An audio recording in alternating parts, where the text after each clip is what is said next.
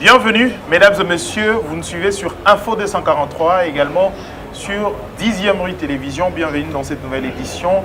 Toko sembola la question d'actualité, la préoccupation na bino, toko memango et pas bayi oyo ba tindami pona ko kamba ko solola makambo mboka na biso. Toko sembola lelo nanani na mwana mboka sénateur Denis Kambayi Simbumbu, ancien ministre il y a jeunesse, sport et loisirs, plusieurs fois député national, aux Alakipé gouverneur il y a ville, il y a Kassai central. Et puis là présentement vous êtes sénateur. Président et à Grand Kassai. Bonjour et bienvenue dans cette nouvelle. Merci beaucoup, merci Raphaël Walukonka. Il fallait qu'on se rencontre pour qu'on puisse parler, que demande le peuple comme d'habitude.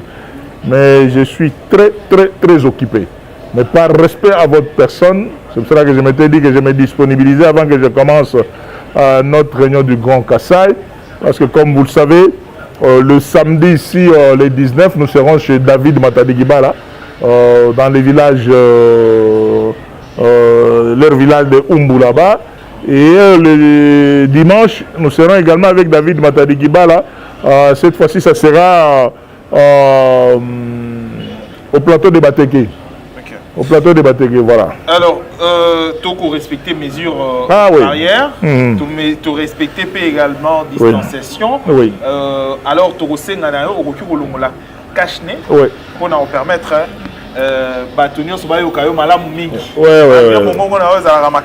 Merci. Merci Raf. Donc on appelle ça nous garde nanga Yves Simba. Donc aussi on a gardé mon bandit kaboué. OP o ba muso benga yande musume eza alcool eza alcool bon microbe. Voilà. Alors voilà. Moi na mboka Denis Kambayi Simbumbu. Vous êtes sénateur. Oui. Vous allez moko ya bato o bazalaki corrompu o to ba monaki corruption elekaki. On a entendu ça, c'est la population muto akoloba. Merci beaucoup. Il y a population bogana muto nzalate. Te ba fonction on a sala na ko za na vandi na ozela corruption te. Pour un muto azaki gouverneur de province. Tala nan muto ça la fonction mususu te ataka ki gouverneur apa manenga za lolendo. Mais Denis Kambayi nazaki gouverneur de province na mboka ba diamant bien que mboka kamina sapu. Na Kassai central donc naza sur le niveau Anzarate Yami Balé na zalaka ministre de sport na mboka oyo donc attention ko na kisenso OK ata na maluku donc kisasa ou bien Congo mobimba soko tangi Denis Kambayi ata bato za na poto ba yebi qui est Denis Kambayi donc pour na muto azaki ministre de la jeunesse sport et loisirs aza sur le niveau anate ya la corruption donc Denis Kambayi azaka député national na kisasa na ebisa yo lingamongo que président des députés nationaux tout il y a dit ça Elina Calcio de 2006 à 2011 les sénateurs donc masolo wana na ebi yangote na yoka yangote na koyiba koki mutu pa ko contacter nga azate po ebi geno oyo aza d'abord premier critère président à Grand Kassai on a n'engagé au bête mais là on a vraiment est-ce que on a aussi ça donc président à Grand Kassai et oyo azo soutenir ma solo ya union sacrée ou azo soutenir état de droit ou azali pe avocat chef de travaux na faculté de droit à l'université de Kinshasa donc ma solo na ko betela bato mususu bisoté voilà. Alors na état de droit pour soutenir na chef de l'état na union sacrée. Oui. Alors quel aperçu koza nango bino moto pour soutenir chef de l'état ba sénateur Bourayi pe baike na kati ya sénat wana pour soutenir chef de l'état. Mais les intouchables de personnes où la justice a besoin de se justifier, bolingi ko livrer bangote. Pourquoi? Okoki kolobate ke bolingi ko livrer bangote. Ezake non match betami bien te na kati ya Sénat, topoli na premier mi-temps, mais deuxième mi-temps ezali. C'est-à-dire que biso bato union sacrée topoli. Topoli match ko betama na Sénat, topoli za makama match zo betama. Eza ba stratégie obino so boyo kaka. Je crois bandeko balandaki lisolo ya président Trump. Président Trump malgré le désordre parce que mboka yo démocratie que non balobi démocratie plus de 100 ans ya ba constitution et ça va ba États-Unis mais oyo ka batuto balobi le Trump il faut battre devant justice et tout ça ainsi de suite assemblée chambre des représentants et décider vraiment que non, il faut vraiment Trump battre devant la justice, mais Sénat, et bois qui s'en magambango. Donc, tout est politique, à mon les gravité. Mais la vérité, c'est quoi en ce qui concerne?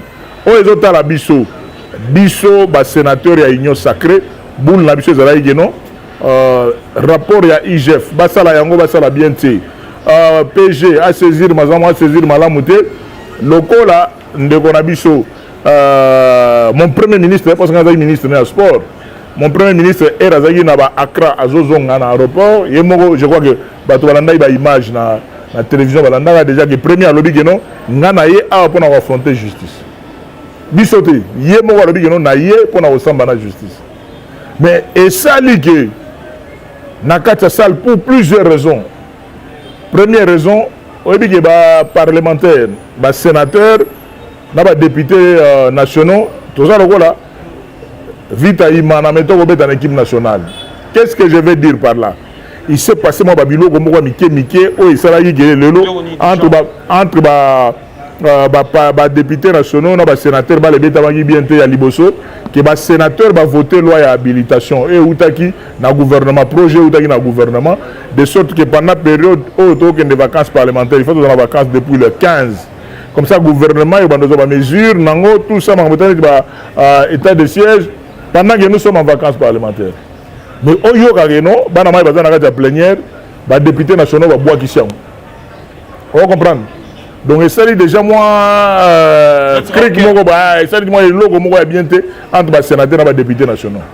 Et là, on appelle ça bien moi, coordination entre bureau et Sénat, et bureau et Assemblée nationale. Et heureusement, il y a un réseau que les députés nationaux ont raison qui va inscrire la loi. Mais pourquoi d'abord qu'il s'agit d'abord et ça qui m'a boulouillé dans la salle? Donc ça qui m'a bien été, ça qui m'a maquillé, il y a des salariés qui même le rôle avec qui va pression il y a voté pour et ça a déjà entaché le problème. Pour la politique, moi honneur et à mon tour. Mais les parents ça va ça et les gars qui m'ont bien été. Il y a mis balé, c'est ça. Il y a mis balé. Il faut que la majorité autosanango. Oh les autres surtout au la tolona Sénat ou Assemblée nationale. Et ça a dit autrefois majorité FCC cash. Vous comprenez? Et ça a dit majorité FCC cash. Batu oyo ba komi lelo na union sacrée. Ba utika kana FCC cash na moi parti à la muka. O ba koto na kati. Mutra na ba relation privée na ye. Ya on est tout le monde qui vraiment match beta magi bienté, batu mususu balanda ki ba relation privée na bango mususu bazali nango. Donc, beti ba les bienté par rapport à Neto, il y a un niveau de l'union sacrée. Parce que dans l'union sacrée, on a veillé tout dans la réunion, on a plus de 85. Tu vois, quand on a salle boé, Topoli, tu vois, la sonité, Topoli, qui sont dans l'union sacrée, c'est là, on a olobat. Biso bato sénateur à l'union sacrée, Topoli, la police biso 49 à 46. Mais le coup est dans le premier mi-temps. Match est dans la deux mi-temps de prolongation. Parce que l'objectif, objectif 2023. Comment reconduire le président de la République dans la fonction de ce travail à 5 ans à Mobimba. À part à demi-Dakar, il faut mettre à demi-tour, absolument. Il faut mettre à demi-tour. Et ça, erreur. Dans le bagage, on a la chaîne Moussou Sougeno, il est important que la coordination de l'Union sacrée au niveau de l'Assemblée nationale et se ressaisir.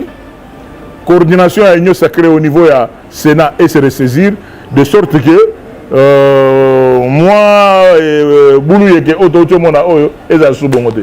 Donc, on a des détails, la vérité c'est ça.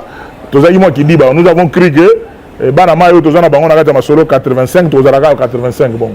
Mais tu vois, on a olé à 85 têtes, Tobimi 46 contre 49. Et ça n'a rien. Donc on ne peut pas faire des murs de lamentation et dans ma gamboyaka. Le fait que certains Olelo Toyoka qui déclarent nani ya IGF oui na ba grand golonde bazakuna na kati ya Sénat. Est-ce que yo olingo comme ça porte-parole à IGF. Na pozo mutuna na te kasi on a lobby Hollandi déjà magambo IGF a lobby ngana zolo baloko la politicien tout nanga masolo nanga IGF au genoto na masolo et pas vieux Gilles on a vieux nanga ancien économie nga ancien ya voilà. Cassation, faculté de droit. Voilà. de gens seront intouchables dans la mesure où la justice... Je vous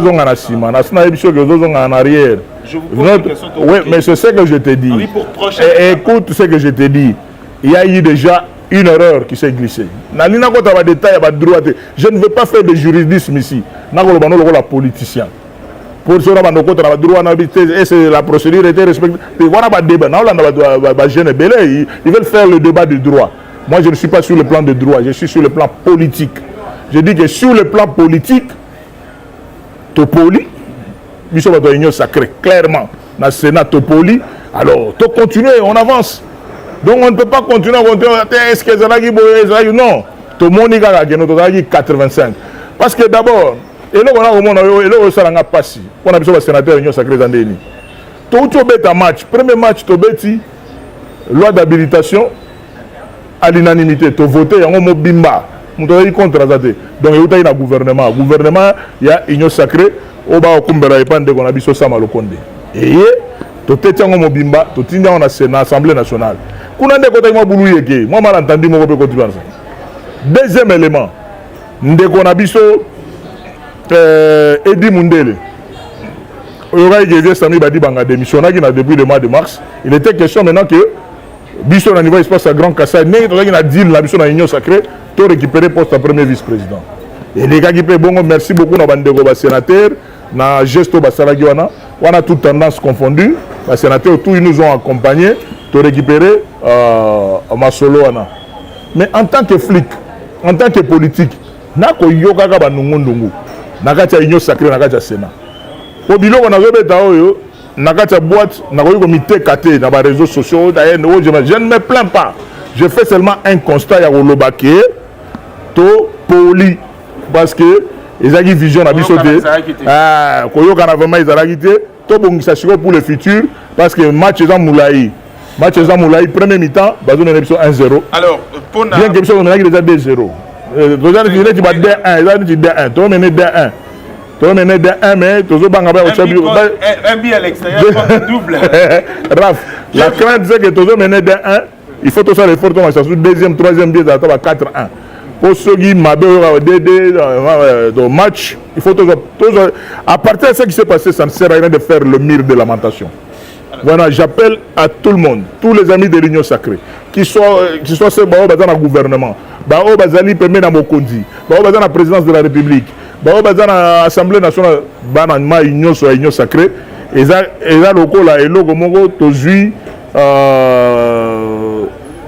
moi, les Congo, la réduction de score, parce que ça va mener 2-0. Mais réduction de score et continue de 1 à l'automie Lengela. Ne soyons pas distraits. On comprend votre esprit, c'est très sportif. Oui, on ne doit pas perdre le temps de continuer à pleurnicher. Lélo, pour d'autres personnes, oui. Tout le monde y a un mot d'analyse, sur les réseaux sociaux et autres. Oui. Certains pensent qu'il faut supprimer le Sénat. Que pensent les Sénateurs? Non, mais on ne peut pas supprimer le Sénat quand on a dossier. Pour supprimer le Sénat, parce qu'on n'a pas levé les immunités, je peux dire tout simplement, c'est être tout simplement, je ne veux pas dire être illettré, ou être tout simplement de mauvaise foi. La logique dans la suppression au Sénat, ils ont la suppression au Sénat. Mais ils comprendre que ils ont supprimé. Vision, Nazoloba, dans le but qu'on a décidé, parce que pour faire la suppression, il faut toujours regarder la Constitution.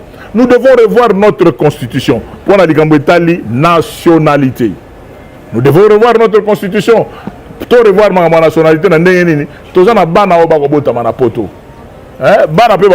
des pères et des mères congolaises, pères congolais, mères congolaises, à Londres, à Paris. Vous pouvez comprendre que mes propres enfants sont à Londres. Pour aller à Congo, il faut avoir un visa. Il y a normalité. Tout sur la nationalité, irrévocabilité de la nationalité congolaise. Et c'est différent. Dans ma solo, il y a vieux Noël Tchania Robeta. Vous comprenez? L'irrévocabilité de la nationalité congolaise.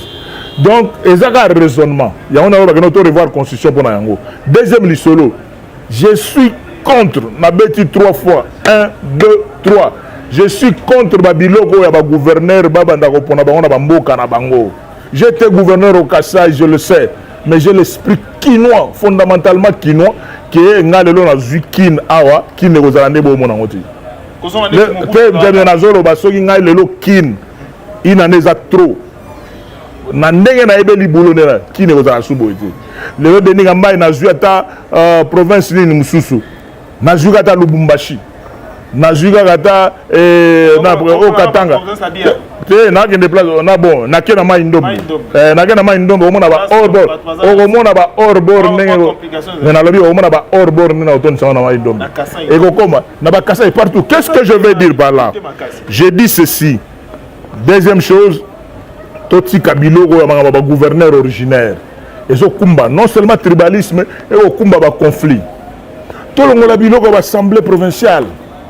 Il y a une difficulté, il y a ceux qui ont des députés provinciaux, c'est la vérité. Le MP, oui, mais mettre de côté. Il faut supprimer l'Assemblée provinciale, il faut supprimer le gouvernement provincial. Parce que même quand j'étais gouverneur, j'ai travaillé avec mes conseillers, parce que ministre, on a ministre, vraiment activité, au salade. Vous comprenez? Kolongo la bilo, on a 500, il y a vieux Olenga Koyana.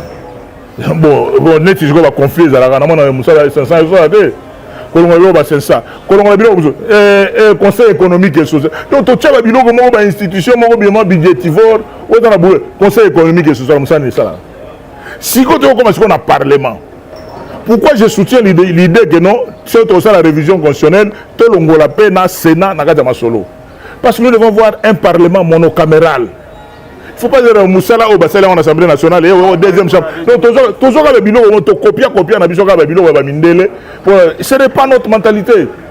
Tala je connais ton côté, Boulou Yege, Awa, Bisson au Sénat a voté loi d'habilitation et comme une Assemblée nationale, Babou Aguission. Crise. Vous comprenez? C'est pour cela que je dénie Kamba dit il y a des institutions à supprimer, mais la logique, il y a révision constitutionnelle. Mais je n'ai pas parlé seulement du Sénat. Alors, vous parlez question Morosa, juriste, maître avocat. Ah ouais, ouais. Donc, c'est ceinture très à l'aise dans mon très à l'aise. Constitution parce qu'ils ont matière dans très à l'aise. Alors, aujourd'hui, la loi Noël Tiani, comment au monde, surtout le contour, en tant que Quinois, Congolais, et puis moi la matete. Oui, moi na tête, moi on est britannique, donc voilà, école primaire, c'est le document. Na nunga au moins on a des premiers primaires kamba ya tangia. Comme to tanga na bana na olaction bana mai musu wa très sportif voilà mais moi na on un esprit na makambutu. Alors na ko senga na bande ko na biso parce que na ko mona ngo vraiment et yindi na ba réseaux sociaux. Ba au moins na mutu bien et ça la mutu avec la zo bunda na mutu. Permettez-moi le terme. C'est-à-dire quoi? Loi et zalakati. Et tikana pe ko sale maté. Vient Noël Tiani azani député nationalité. Azani sénateur. Azani président de la République. Mais batuba ko silika que non loi non donc namboka na biso, les gens ne veulent pas même réfléchir. Article 23 au master nanga Félix Choisé comme quoi bongo. Asali nzembo na liberté d'expression article 23. Monstre place Azali na Paris na Pessembote. Donc asali liberté d'expression. Et donc, comme il mboka moko, comme il refusé na mutu à raisonner. Noël Tiani a raisonné, alors que nous attendons Mobutu pour la présidence de la République, il faut de la Congolais, des pères et des mères. Donc, Batouba Mati, Bakiti, Noël Tiani, aller dans la télévision, pas peur, Noël Tiani. Je n'ai pas compris pourquoi les gens se sont agités. Pourquoi les gens s'agitent? Et l'autre est salinité. Mais vous vous agitez pourquoi? C'est qu'il y a quelque chose de suspect.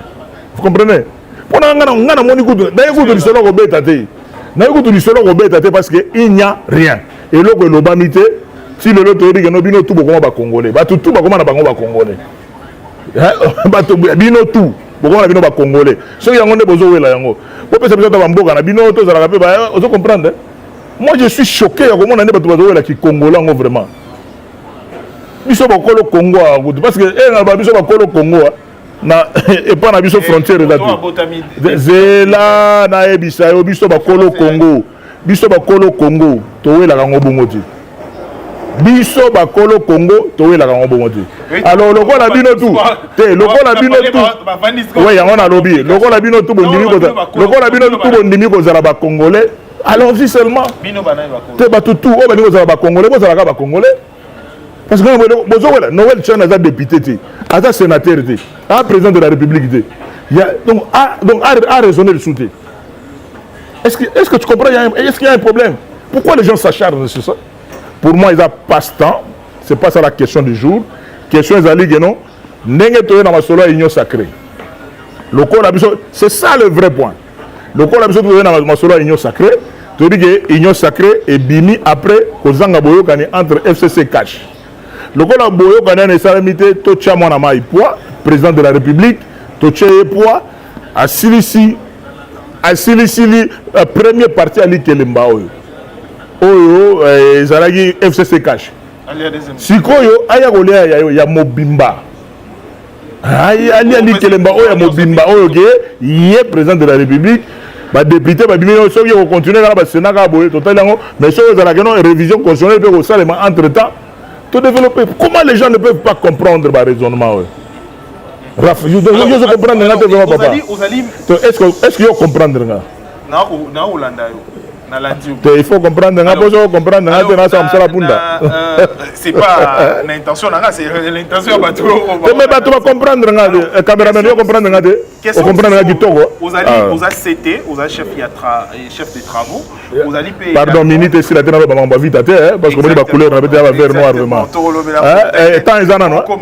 Oui, vraiment, méchant. Vous allez CT, vous allez juriste. La constitution, on ne dérange pas personnellement. Quand on va dire et là, la constitution, la nationalité indivisible. Il y a mis balé au Tungisaranga et ça, l'isolo ya mandat ya président de la République.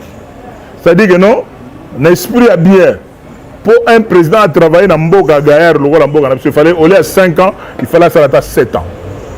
Tout le monde en France, c'est ça. Ils ont voté. Dans la démocratie. Vous ne pouvez pas élire Moutoura une année. Et vous élire l'État au vent de sa institution. Au niveau du gouvernement. Le gouvernement est après combien de mois? Il y a 5 ans. Mais ce que c'est que non, Moutoura a 7 ans. Renouvelable, 7 ans, 14 ans. Moutoura, dans les 2 premières années, avant d'ici ma structure, avant d'ici ma solo, après, dans 10, 12 ans, on travaille calmement. Vous comprenez l'idée? Mais Bandakala. Ngana muto kala ba mususu ba na politique ba yera lelo biso to depuis ba conférence nationale omoni lo lendo de la politique parce que biso to yebi politique to yebi yango. Je ne suis pas venu na politique parce que mon encassé même vient nga Paul Gabriel Kapita Chaban, un des 13 parlementaires. Il m'a pas recruté na IDPS na balabala, non, j'étais à l'université de Kinshasa déjà guerrier. Vous comprenez? Bah ba yedi masoro na campa ba yebi yango. Donc c'est un peu ça ce que je voulais vous dire. D'abord, les nationalité, il y a mis balé, mandat à président et l'on de 5 ans et comme 7 ans. Mais dans la constitution, il ne faut pas toucher, c'est verrouillé. Mais il y a un problème. Pour ce que vous avez fait, au moins, et ça a l'élinguisé que vous êtes président de la République voté à 30%. Non. Théo, il faut que vous ayez 2 tours. Premier tour, tu as te belé. Deuxième tour de ce de 50 plus 1. Moi, 51%, 52, 53, ainsi de suite. D'accord, très bien. Non, tu as dit un point de vue d'un juriste. Institution, on a l'élection, gouverneur, ils ont continué à accentuer le tribalisme. Tous ont la logique, il y a Takizala, à Kekananga, vieux compte de ville à Kikanda, à Kegoma, voilà. Maman Zouzouan Bombake, Matadi, Kisasa, vieux Moro Kinoa, Moulouba, prêtre, vieux Kabaïdi. Vous comprenez? Voilà. Alors, tu as commis qu'on avance moi, mais pendant que tu as avancé, il y a Makamoussoeli Bisso également, aux alliés nationalistes. Ouais. Lumumba, Bakomema, Moko, Bakomema, Baneninae, Otikalaki, Barali, Obako, annoncé en gros déjà. Retour, rapatriement, il y a Biloko et Lumumbo, Tikalaki, Minou et tout le reste. On a eu en tant que nationaliste, spiritus, ils allaient pour représenter lui. C'est tout. Et là, esprit. Et là, esprit, pourquoi? Bon, on a côté, on a esprit, la parole, d'abord l'acceptation à Lumumba, accompagnement à Mboka à Lumumba, que tu récupérer ce que nous pouvons récupérer. Nous avons un débat. Oh, Nicolas, il nous va dépenser 80 millions. Lumumba n'a pas un prix. C'est-à-dire que nos événements à Lumumba, tu peux quantifier en côté. Même si on a coûté, il y a combien de millions? Les gens ne comprennent pas que Mouton dit vraiment sacrifice. Un message à Lumumba. Je ne le dis pas parce que je suis né dans le Sankour ou à Lodja. Pour mon nombril, dans la maternité à Lodja, j'ai l'esprit de Lumumba, d'indépendance d'esprit, Kwame Nkrumah, tout ça. Le modèle est un leader panafricain. Muammar Kadhafi, l'esprit Nelson Mandela. C'est-à-dire qu'ils se mettent au-dessus du matériel. Donc, je suis d'accord avec tout ce qui touche à Lumumba et surtout que je suis chevalier de l'ordre national, Mzee Laurent Désiré Kabila et Lumumba. Né dans un héros national, nous avons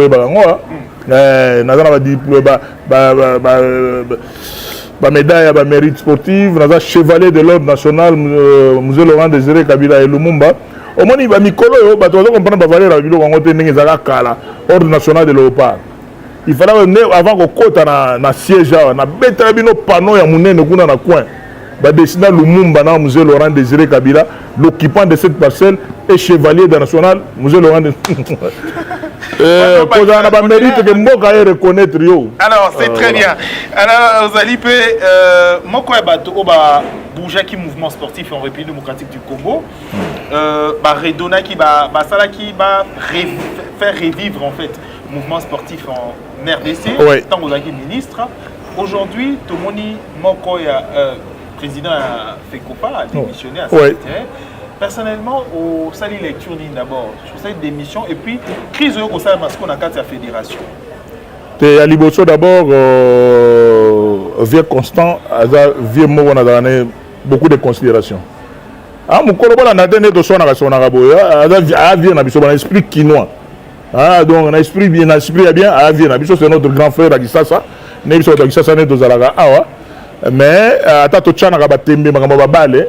c'est un grand frère qui a beaucoup révolutionné.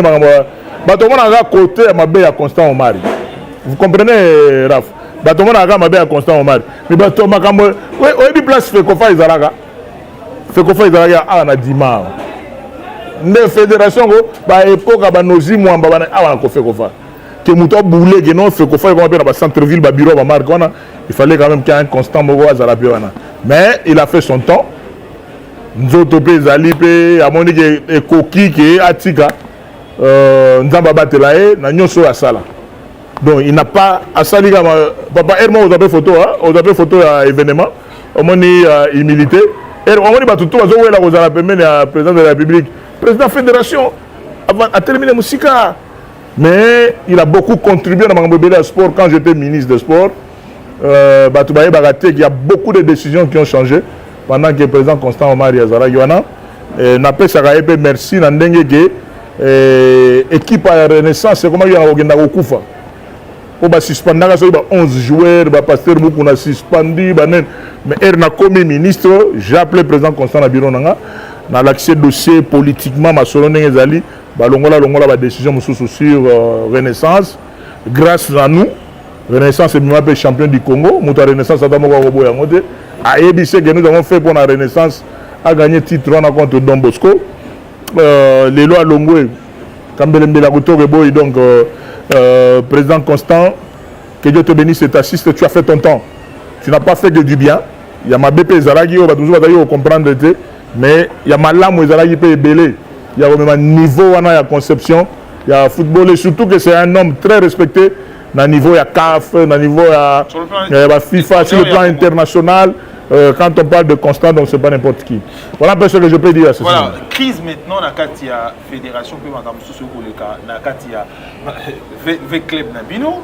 Il y a Bino V-Club. Na habité attention à moto il y a Chinkonko so da moto équipe ni yo da moto Sangabalende il y a pas de problème na équipe na ba rouge kuna ngana avec Libyen ngana avec Libyen 100% avec Libyen toza na méchant il y a canaille au balingi basala biso o babandi za osala biso parce que naebisaki bango herbe poni mama Bestine Kazadi mwana ya papa Kazadi bato balinga bapesi équipe na mwana mwasi est-ce que kosimba ngana bi boyebi histoire ya Kimpamvita te naebisa bango boyebi histoire ya Kimpamvita te première année premier titre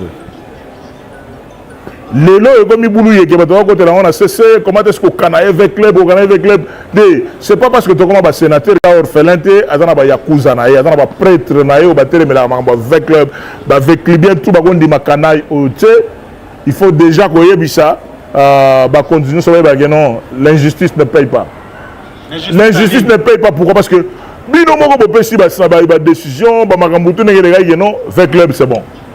Après on va dire Don Bosco sokini no équipe ekenda iboye ko kat avec le bataku to match mokote bo katie 3 matchs pour longole 9 points wana boule que no pour équipe mususu eleka liboso na o comprendre moto mabe wana ba kan sakelo na avec bien mama Bestina bundaka ye mokote abundaka ye mokote banko isambo bazana sima ba guerrier bazali. Guerrier Bazali, elle n'est pas seule, elle est avec tous les Véclidiens, membre du Conseil suprême, Tozaliwana, il y a un lobby qui dit cette injustice-là ne passera pas et ce n'est pas correct. Pour te dire, il y a un canaille. Au moins, l'image, on a un coach qui a une médaille dans le vide. Dans le vide. C'est-à-dire que non, et pas un Zambé, on a vite à gagner. En plus, on a 100 000, c'est pas bon. S'il y avait des sanctions, s'il y avait des sanctions à faire contre le club, il faut que ça soit en pleine compétition. Après tel match, l'équipe attend. Mais osez la tirer, beaucoup de souka, beaucoup de calculer, beaucoup de points. Mais c'est une action indisciplinaire et ça limite. Mais il ne faut pas attendre. Je crois que dans l'andagi Claude François Kaboulou à Kaboulou à l'Obagango. Donc c'est après chaque match la semaine que si on peut prendre des. Ce qui n'est pas le match télévision. Si le club était sanctionné par rapport à ce match-là, il faut que ça n'a qu'à la compétition. Mais vous trouvez très habileté. Après compétition, c'est si le mouton a point place à gagner, place n'était tout et la propriété à salité, c'est pas propre. Qui dirige actuellement FECOFA ou qui prend la décision à et la question, et la constat. Nasara agunate papa, Nasara agunate bona kendo tuna bango ebi nzela FECOFA ebi FECOFA mais hôtel en moment on avenue de la justice avenue de la justice bazala kawana hôtel en moment on Sultan donc Yves vice-président de Jeune na maître Josué na maître Willy Zembele na gouverneur de la ville Roger Kata je ne peux pas citer les noms des gens avec méchant c'est pas l'idée. Merci Toko Nasuka édition la biso. Bon Incha, comme disant Nasuka. Oui, on a parlé de tout pendant 30 minutes. Surtout essentiellement je voudrais dire Batouba dans la fair play. Batouba Kangamati, qu'est-ce que c'est? Non, pour n'anga solo ya Sénat, oublions ça. Construisons le présent. Token de libo, surtout comprendre que non, biso, bateau doit mener 2-0 dans le Sénat. Bateau moussous, bateau biso, bina bango, bateau mis 1-1. Mais Tommy Leng est là pour le futur. Ça va nous amener où? Dans mon bateau, dans les réseaux sociaux. Il faut être sportif. On n'a pas bien joué, on n'a pas bien contrôlé nos joueurs, tout ça, ainsi de suite. Continuons. Mais cap 2023. Merci, ça n'est fini pour cette édition, mesdames et messieurs. Merci de l'avoir suivi. Ezaki Bongo, na Mwanamboka, sénateur, Denis Kambaï, président, et à Grand Kassai, Azalaki Bongo, député national, gouverneur, il y a province, il y a Kassai, Azalaki P allemand, Azali, juriste, chef de travaux, Tokom Nasuka, na édition la Bisso. Merci d'avoir suivi sur 10e rue télévision et également sur Info 243. Merci à Junior Mbouy pour la prise de vue et à toute l'équipe et à Info 243. Au revoir. Merci.